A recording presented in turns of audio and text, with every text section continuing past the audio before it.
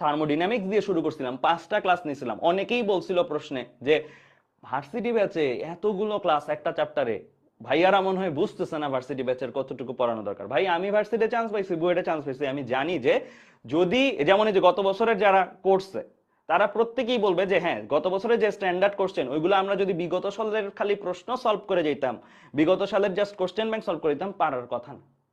নিজের জানতে হবে, বুঝতে হবে, তারপরেই সে পারতে পারবে। ঠিক আছে? সো বিগত সালের কোশ্চেন সলভ অবশ্যই করাবো, সবটাই করাই দিব, তার বাইরেও আরো কিছু করব যেগুলো হচ্ছে কি আমার বেসিকটাকে এনহ্যান্স করবে।